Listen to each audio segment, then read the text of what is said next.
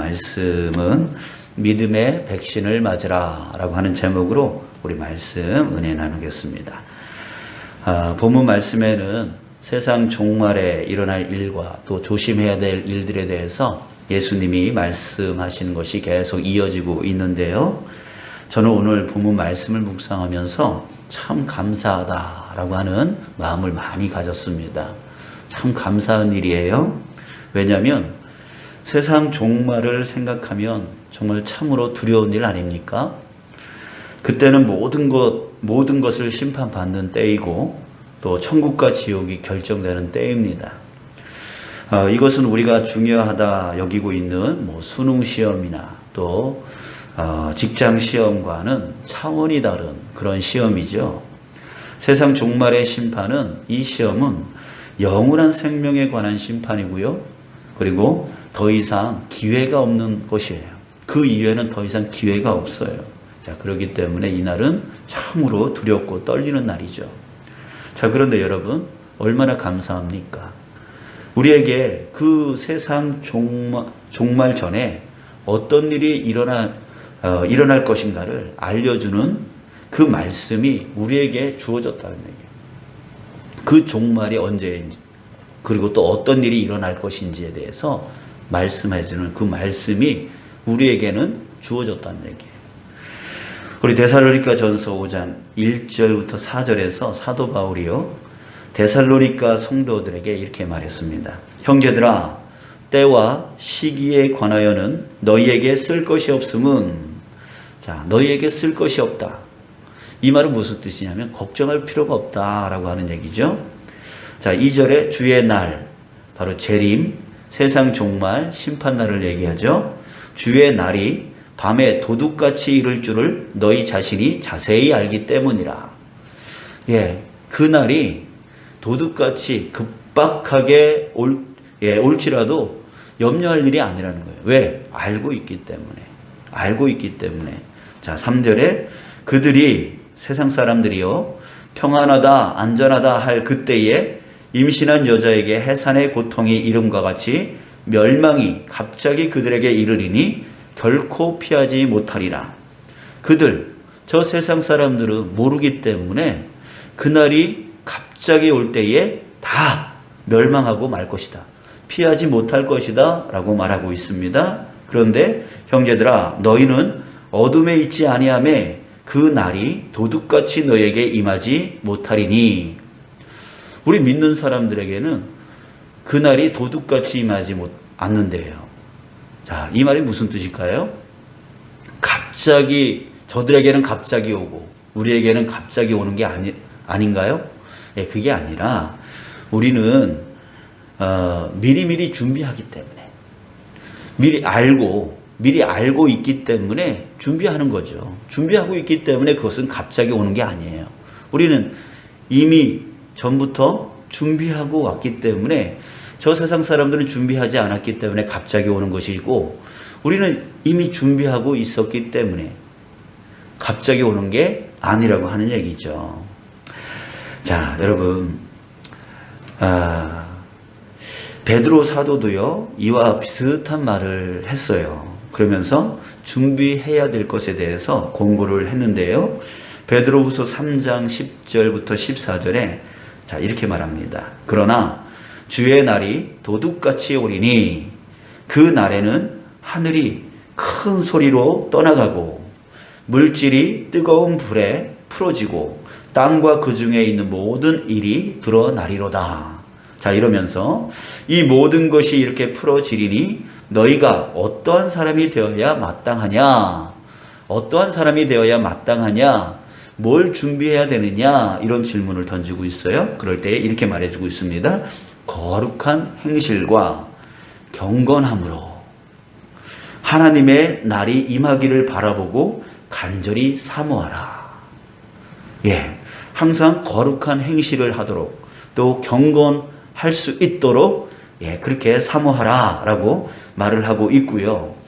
14절에 보면 그러므로 사랑하는 자들아, 너희가 이것을 바라보나니 주 앞에서 점도 없고 흠도 없이 평강 가운데서 나타나기를 힘쓰라. 그러니까 주님 앞에 설 때에 점도 없고 흠이 없도록 항상 힘써 노력하라 라고 하는 그 말을 권고하고 있습니다.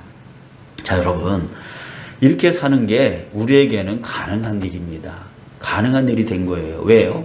아까도 얘기했듯이 주님이 우리에게 오늘 본문 말씀과 같이 알려주셨기 때문에, 그 종말 때에 어떤 일이 일어날 것에 대해서 우리에게 알려주셨기 때문에, 그래서 우리는 세상 종말이 올 것을 알고 있고요.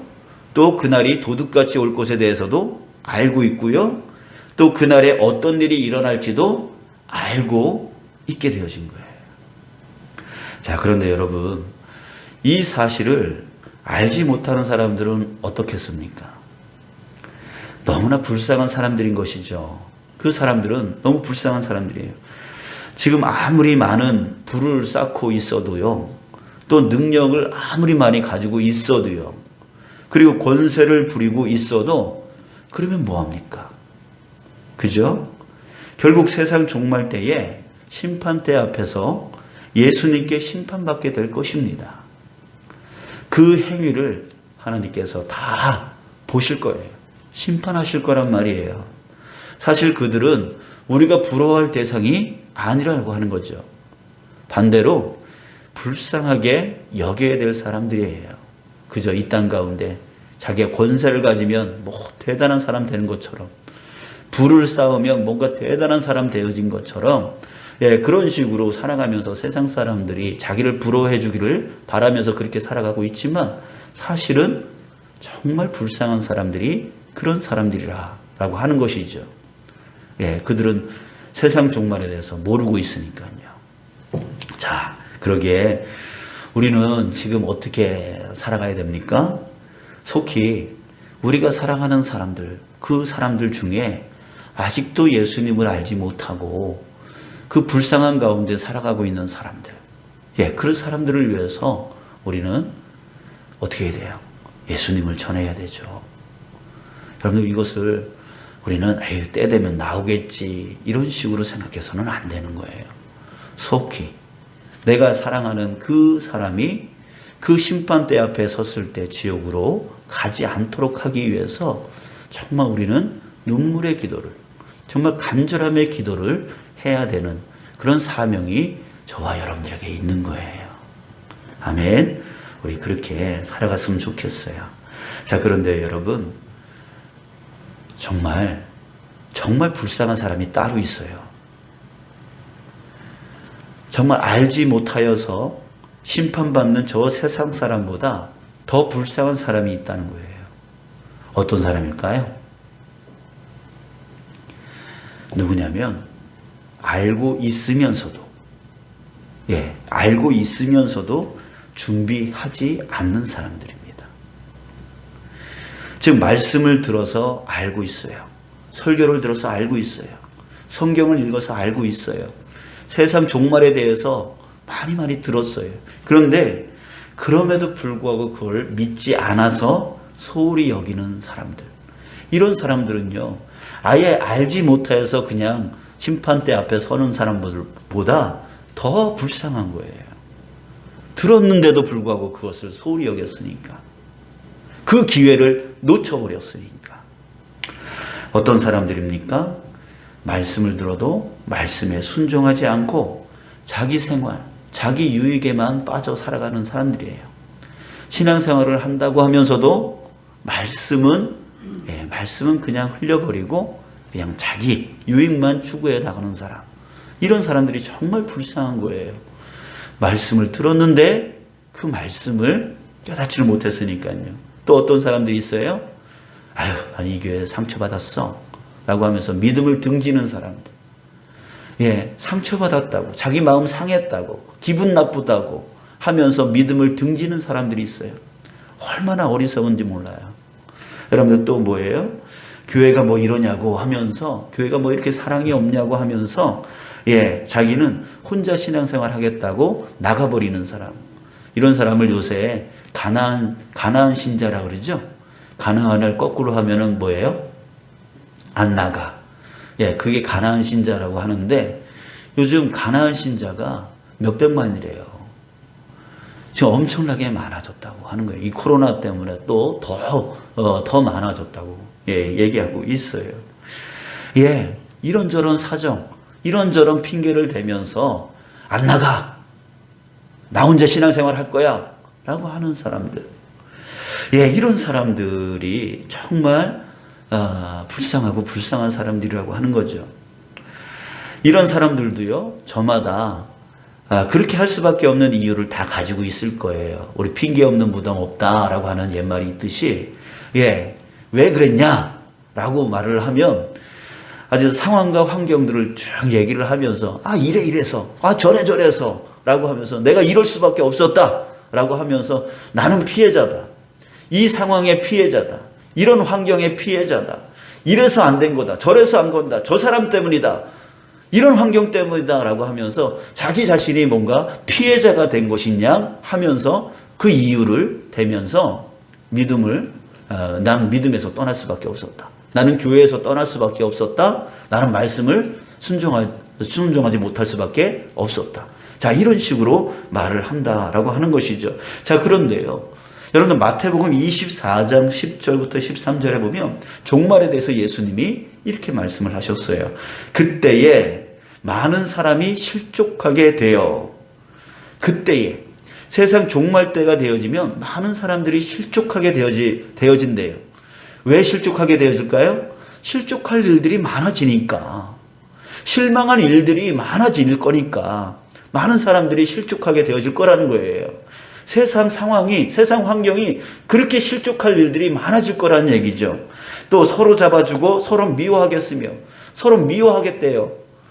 세상 사람들이 서로 미워한대요. 지금도 아까 우리 권사님이 내가 감기 걸렸다 그러니까 나를 다 기피한다고, 나를 다 피하다고 그러잖아요. 지금 세상이 그러잖아요.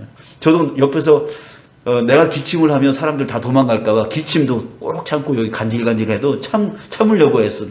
그런 지금 세상이잖아요. 지금 서로 이렇게 기침 한 번에도 서로 경계를 하는 세상 가운데 서로 미워하는 일들이 더 많아질 거라는 얘기죠. 지금 예수님이 그 말씀을 하고 계세요. 또 거짓 선지자가 많이 일어나 많은 사람을 미혹하겠으며 이게 맞다 저게 맞다 라고 하면서 우리를 헷갈리게 만드는 많은 사람들이 일어나서 우리를 미혹할 것이라고 하는 거예요. 또 불법이 성함으로 많은 사람의 사랑이 식어지리라. 불법이 성해지면 사랑이 식어져. 세상 가운데 사랑이 식어져 갈 것이다 라고 예수님이 말씀하셨어요. 그러니 이런 현상들이 세상에 일어날 것이라고 지금 예수님이 말씀하고 계시는 거잖아요. 자, 그렇다면 세상이 이렇게 변하면 교회는 또 어떻게 해요? 그 세상의 영향을 받지 않을 수가 없는 거예요. 자, 그렇다 보면 교회가 아무리 사랑이 넘쳐야 된다, 진리가 넘쳐야 된다라고 하지만 우리 사람이라는 게 그렇게 완벽하게 살아갈 수 없는 거잖아요. 세상에서 물들어서 교회 안에서 영향을 끼칠 수밖에 없게 되어지는 거예요. 교회 사랑이 식어질 수밖에 없고 교회에 불법이 생길 수밖에 없고 부패되질 수밖에 없고 어려움을 겪을 수밖에 없게 되어지는 것이죠. 자, 그런데 교회가 사랑이 식었어. 실족하게 해. 나를 실망하게 해. 나를 상처받게 했어. 나는 이런 이유 때문에 나는 믿음을 떠날 거야. 나는 교회를 떠날 거야. 나는 이런 상황 저런 상황 때문에 말씀을 순종하고 싶지만 순종할 수가 없었어. 이런 식으로 이 핑계 저 핑계 그 이유를 대면서 자기가 믿음에서 떠나는 거. 근데 예수님이 그 마지막 말에 뭐라고 했냐면 그러나 이게 무슨 뜻이에요? 그런 일이 일어나더라도 이런 일들이 일어날 것인데 그런 일이 일어나더라도 그것이 세상 가운데서 또한 교회 안에서 일어나더라도 그럼에도 불구하고 라고 하는 뜻을 그러나 그 안에 담겨져 있는 것이죠. 그러나 끝까지 견디는 자는 구원을 얻으리라. 세상 가운데 이런 일이 일어날 것이고 그 세상의 영향을 받아서 교회 안에서도 그런 일이 일어날 거야. 그럼에도 불구하고 끝까지 견디는 자, 끝까지 믿음을 지켜나가는 자, 그런 자가 바로 구원을 얻을 거야. 이렇게 예수님이 말씀하고 있는 거예요. 여러분, 주님은 그러한 세상이 일어날 것이라고 미리 말씀을 해 주셨어요. 그러니 그거는 우리에게 핑계가 될 수 없어요. 아유, 교회가 사랑이 식었어. 나는 저 사람 때문에 상처받았어. 나는 이래서 저래서 나는 도저히 믿음 생활 할 수가 없어. 여러분들, 이거는 맞는 말 같지만 틀린 말이에요. 세상이 그렇게 바뀐다고 예수님은 이미 말씀을 해 주셨어요. 교회가 그런 영향력 가운데 빠질 수밖에 없다라는 거 예수님이 미리 말씀을 해 주셨어요. 그러나 그럼에도 불구하고, 그런 상황, 그런 환경임에도 불구하고, 그럼에도 불구하고 끝까지 믿음 지켜나가는 자, 그럼에도 불구하고 끝까지 견디어 나가는 자, 그런 자가 구원을 얻을 수 있는 거야, 이렇게 말씀을 해 주셨단 말이에요. 여러분, 예수님은 편안한 중에 복음을 전했던 게 아니었습니다. 여러분들 다 아시잖아요. 당시에 하나님을 믿는 종교가 바로 유대교였습니다. 그런데 당시 유대교는 어땠습니까? 이 유대교는 하나님을 잃어버리고 율법주의 속에 빠져버렸어요. 하나님보다 율법이 더 중요하게 여겨지는 그런 종교가 되어버렸어요. 또 종교 지도자들은 부패해버렸어요. 우리가 전에 계속 말씀을 나눴지만 그 성전 안에서 이거 파는 자 저거 파는 자, 그 돈을 또 매수하고 등등의 그런 일들을 종교 지도자들이 허락하지 않았다면 될 수 없는 건데, 그걸 허락했다는 것은 거기에 다 리베이트가 있는 거죠. 리베이트예요? 리베이트? 그런 게 있잖아요. 그런 게 있어요. 또 유대인들은 형식적인 신앙 속에 빠져 있었어요. 그러니까 지금 그 당시에 하나님을 믿는 종교였던 유대교는 정말 부패할 대로 부패해져 있었단 말이죠. 자, 그런데 예수님은 그 유대교를 떠났나요? 난 도저히 이 유대교 안에 있을 수가 없어. 나는 이 교회 안에 있을 수 없어. 예수님이 떠나셨나요? 아니요. 예수님은 그 유대교를 떠난 게 아니에요. 율법을 떠난 게 아니에요. 나는 도저히 하나님을 믿을 수 없어. 하나님을 떠나서 자기 종교를 만드신 분이 예수님이 아니에요. 오히려 그 유대교 안에 있으면서 오히려 잘못된 그 유대인들의 신앙을 바로잡으려고 애썼어요. 핍박을 받으면서까지도 생명을 아끼지 아니하시면서도 그 유대교 안에 있는 잘못된 그 율법주의를 깨고 다시금 올바른 율법주의로 만들려고 했었고요. 그래서 그 유대교 안에 있는 그 유대인들의 신앙을 올바른 신앙으로 만들려고 복음을 전했고요. 그리고 그들을 위해서 자기의 생명을 아끼지 아니하고 십자가에 못 박혀 죽기까지 하신 분이 바로 예수님이에요. 유대교를 떠나서 새로운 종교를 만든 게 아니라 그 유대교 안에서 그 유대교를 회복시켜 나가려고 자신의 생명까지도 아끼지 아니하셨던. 그래서 마가복음 10장 45절에 인자에 온 것은 섬김을 받으려 함이 아니라 도리어 섬기려 하고 자기 목숨을 많은 사람의 대속물로 주려 함이라. 섬기려고요. 정말 그 유대교가 부패해져 있고 올바른 길로 가지 못하고 있고 하나님을 온전히 믿지 못하고 있는 그 상황 가운데 있을 그때에 그들을 섬겨서 회복시키려고 이 땅 가운데 오셔가지고 대속물이 되어 주셨던 분이 바로 예수 그리스도였고 예수님의 길이었어요. 사랑하는 여러분, 우리는 종말을 알게 된 자로서 먼저 감사를 해야 됩니다. 하나님 감사합니다. 나로 하여금 이것을 미리 알 수 있도록 해주셔서 감사합니다. 그래서 정말 이 말 세상 종말에 대해서 미리 준비할 수 있도록 해주신 것에 대해서 우리는 감사의 마음을 갖고 있어야 돼요. 자, 그러나 알면서 그것을 중요하지 않게 여기면 소용이 없는 거죠. 알면서 준비하지 않으면 정말 모르고 준비하지 못하는 사람보다 더 불쌍한 거죠. 우리는 반드시 종말을 준비하는 삶을 살아야 합니다. 지금부터, 오늘 이 시간서부터 이 시간서부터 우리는 다시 한번 준비를 해 나가야 되는 거예요. 자, 정리하면서 무엇을 준비해야 하는지에 대해서 우리 마지막으로 나누고 싶습니다. 첫 번째는 분별력을 준비해야 됩니다. 분별력을 가져야 돼요. 오늘 본문 14절에 보면 멸망에 가증한 것이 서지 못할 곳에 선 것을 보거든 이라고 했습니다. 자, 여기서 멸망에 가증한 것이라고 하는 것은 바로 하나님이 아닌 다른 것을 섬기는 일, 바로 우상을 얘기합니다. 하나님보다 돈을 우상으로 여기고, 하나님보다 권력을 우상으로 여기고, 하나님보다 뭐 군사력을 더 이렇게 신으로 섬기고, 이런 것들, 정말 하나님보다 더 중요하게 여기는 것들이 서지 못할 곳에 선 것을 보거든. 서지 못할 곳은 어딜까요? 바로 성전을 얘기해요. 바로 교회 안에까지 정말 하나님이 아닌 그 예루살렘 성전처럼 하나님을 섬기려고 하는 게 아니라 그 안에 부패되어진 그 돈을 섬기는 모습이 그 성전을 완전히 뒤엎어버리지 않았습니까?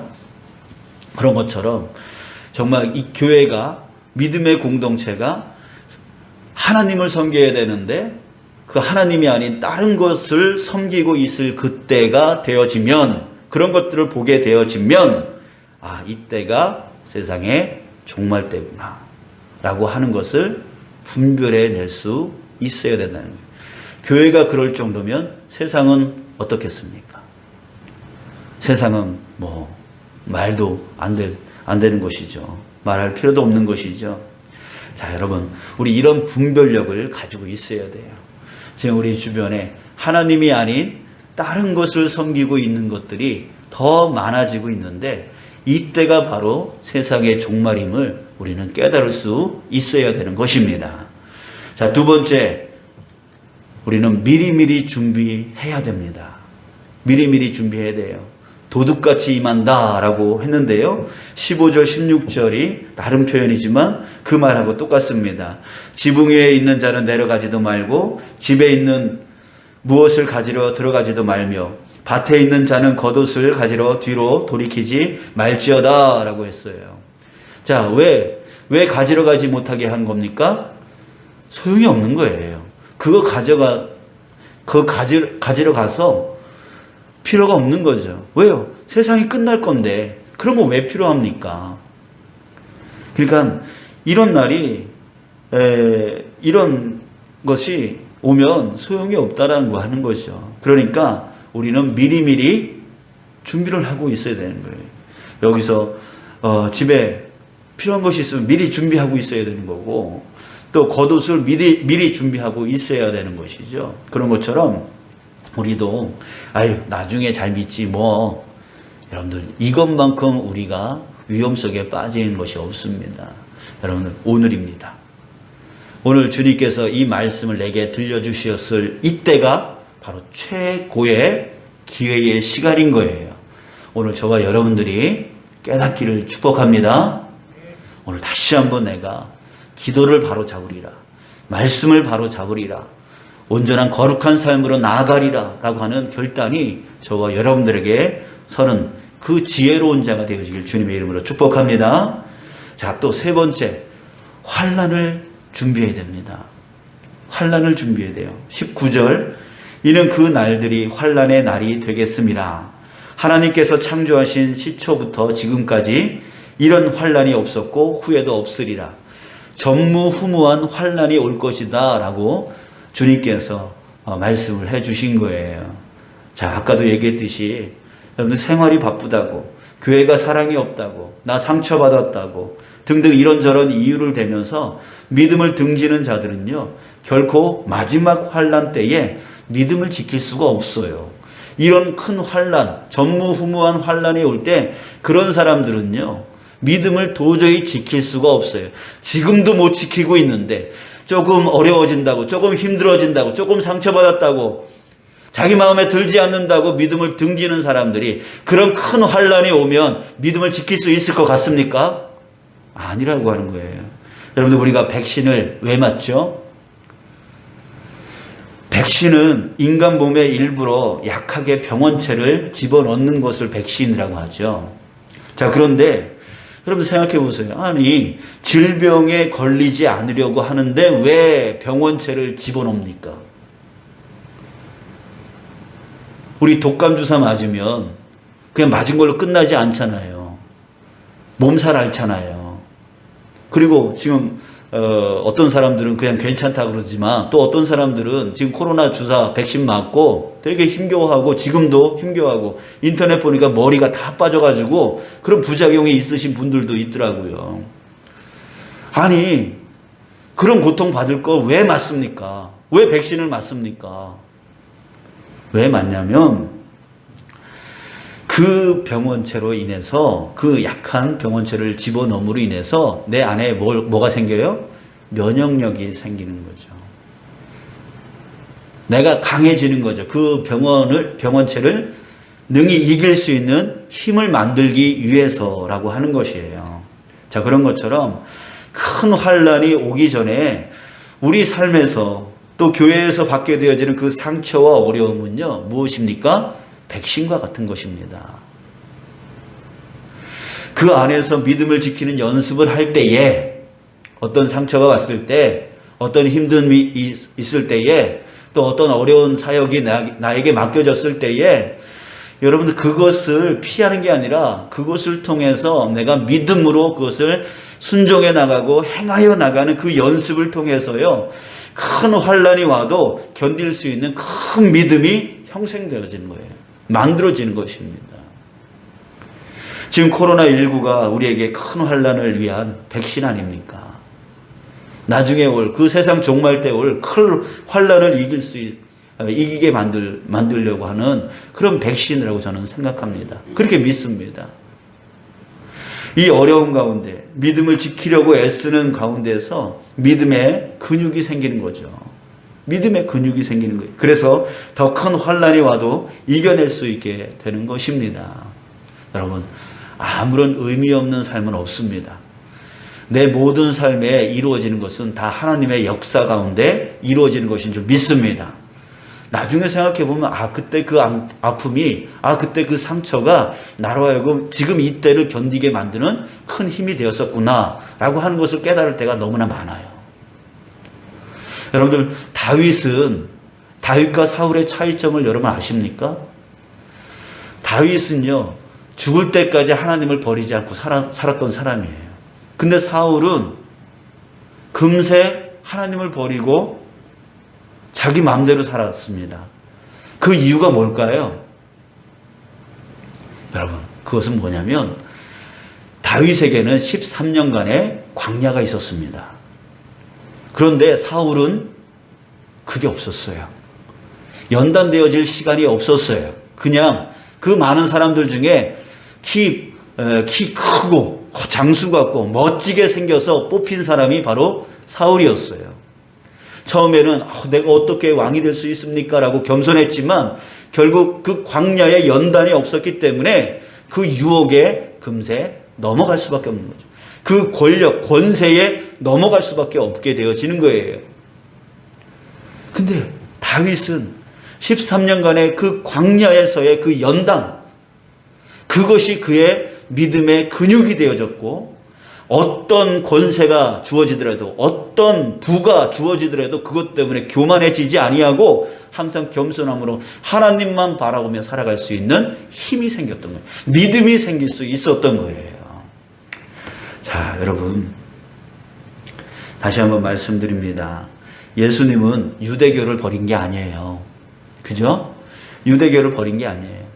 유대교의 신앙을 올바로 회복시키기 위해서 자신의 생명까지도 아끼지 아니하시면서 그 유대인들을 섬기셨던 분이 바로 예수님이에요.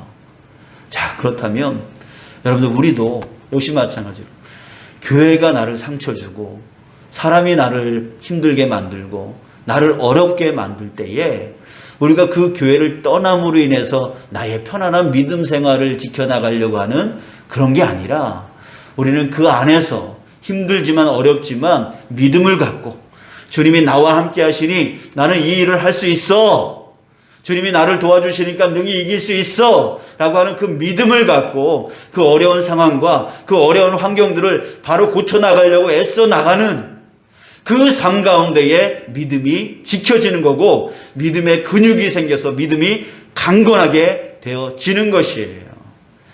내가 어려운 상황들을 피한다고 해서 믿음이 지켜지는 것이 아닙니다. 나는 여기가 너무 힘들기 때문에, 나는 이 교회가 너무 힘들기 때문에 나는 혼자 가서 혼자 신앙생활을 할 거야. 그래서 혼자 믿음을 지켜나갈 거야. 그런다고 믿음이 지켜지는 게 아니라는 거예요. 믿음은 어디서 지켜지냐면 어려운 환경들을 믿음으로 이겨나가려고 애쓸 때에 믿음이 지켜질 수 있게 되어지는 거예요. 사랑하는 여러분, 저와 여러분들이 바로 그런 믿음으로 강건한 자로 일어나기를 원합니다. 피하는 자가 아니라 이제 능력 주시는 자 안에서 능치 못할 일 없다라고 하는 그 믿음을 갖고 그 어려운 상황, 어려운 환경, 어려운 사람, 그것들을 이겨나가며 주님의 사랑으로, 주님의 섬김으로 이겨나가며 믿음을 지켜나가는 자, 그런 자가 나중에 올 그 큰 환난을 능히 이길 수 있는, 그것을 준비하는 그런 자 되어진 것인 줄 믿습니다. 사랑하는 여러분, 저와 여러분들이 정말 어떤 환난이 와도 굳건하게 믿음 지켜 나가서 결국 하나님의 구원 가운데 나아갈 수 있는 자, 저와 여러분들 되어질 주님의 이름으로 축복합니다. 세상 권세, 세상 부, 이런 것들을 부러워하며 쫓아가는 것이 아니라 정말 세상 종말이 반드시 온다라고 하는 것을 미리미리 준비하며 나아가는 저와 여러분, 우리의 이 믿음이 정말 중요하다라는 것을 깨닫고 사람들에게 알릴 수 있는 자 되어지는 저와 여러분들 되길 주님의 이름으로 축복합니다. 예, 기도하겠습니다.